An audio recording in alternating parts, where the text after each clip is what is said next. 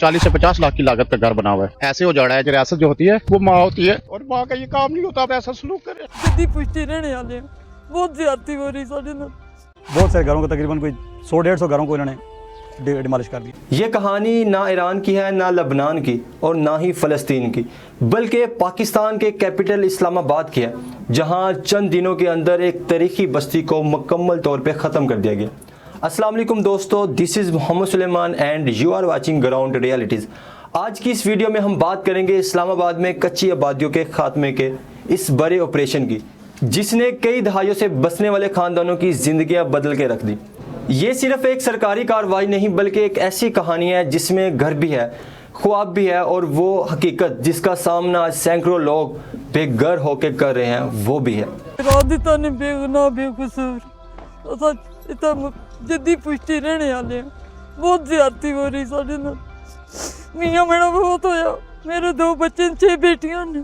आखिर ये बस्तियां क्यों ख़त्म की जा रही है, हुकूमत का क्या मौक़िफ़ है और मुतासरा लोग किस हाल में हैं, इन सब सवालों का जवाब आज हम इस वीडियो में तफसील से समझेंगे। सीडीए ने ऑपरेशन मंगल के रोज़ पे शुरू किया, लेकिन मकामी लोगों ने स्ट्रॉन्ग प्रोटेस्ट किया और इस एहतजाज के दौरान सिचुएशन इस हद तक ख़राब हो गई कि पुलिस की 2 व्हीकल्स को जला दिया गया।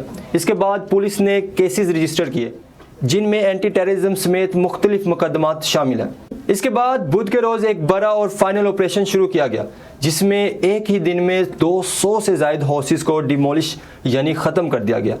सीडीए और हुकूमती हकाम का मौक़िफ़ ये है, ये नहीं हो सकता कि आप सरकार की ज़मीन पे घर बनाएं, कब्ज़ा करें और उसके बाद उसको कुछ ना कहे। इनके मुताबिक ये ज़मीन मास्टर प्लान के तहत शहरी तरक्की, सिक्योरिटी और इंफ्रास्ट्रक्चर मंसूबों के लिए मुख्तस है, इसलिए इन तजावीज़ात को हटाना ज़रूरी है ताकि शहर के तरक्याती मंसूबे को आगे बढ़ाया जा सके।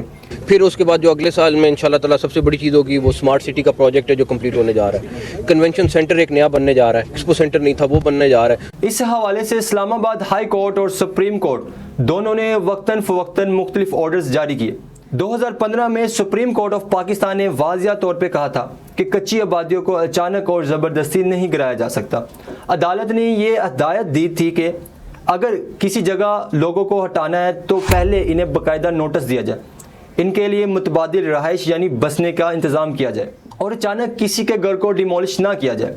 इसके बाद 13 फरवरी 2026 को इस्लामाबाद हाई कोर्ट के जस्टिस राजा इनाम अमीन मिनहास ने सीडीए को शोकास नोटिस जारी किया कि सीडीए कोर्ट ऑर्डर पर अमल क्यों नहीं कर रही, और फिर 7 अप्रैल 2026 को इस्लामाबाद हाई कोर्ट के डिवीजन बेंच ने पहले वाले ऑर्डर को सस्पेंड कर दिया, जिसके बाद सीडीए को ऑपरेशन जारी रखने का लीगल नोटिस मिल गया। आज बरी इमाम के पास 4 किस्म के लोग रहते हैं। कुछ वो फैमिलीज़ हैं जो सदियों से यहाँ आबाद हैं, कुछ वो लोग हैं जिन्हें पहले कंपनसेशन मिला था लेकिन वो फिर वहीं रह गए, कुछ वो लोग हैं जो ज़िया के दौर में आए और फिर मज़ीद एक्सपेंड होते गए, और कुछ लोग ऐसे हैं जिनके पास प्रॉपर रजिस्ट्री और लीगल डॉक्यूमेंट्स मौजूद हैं।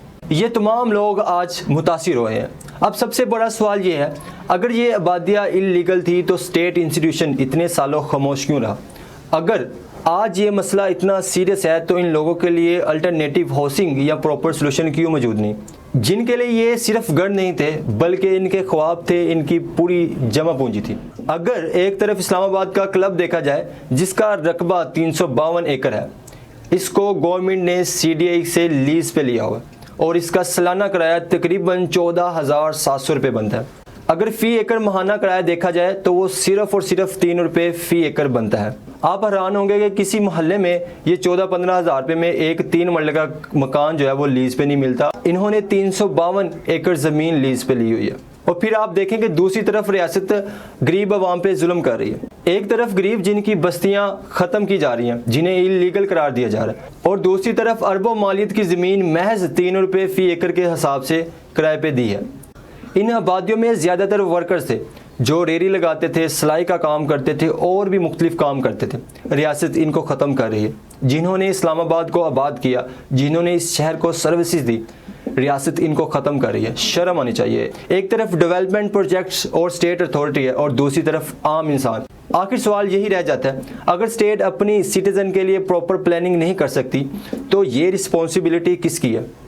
एक तरफ गरीब आवाम की बस्तियां मस्मार की जा रही हैं और दूसरी तरफ एक ऐसा क्लब जिसका किराया महज 3 रुपये फ़ी एकड़ है ना ड्यूअल स्टैंडर्ड इस कंट्री में, यानी गरीब के लिए एक अलग कानून है और अमीर के लिए एक अलग कानून है। अगर ये बस्तियां इलीगल थी तो इनका कोई सलूशन निकालते कि जो लोग रह रहे हैं उनको लीगल करने के लिए कोई ना कोई सलूशन निकालते, बजाय कि आपने उनके घरों को डिमोलिश कर दिया।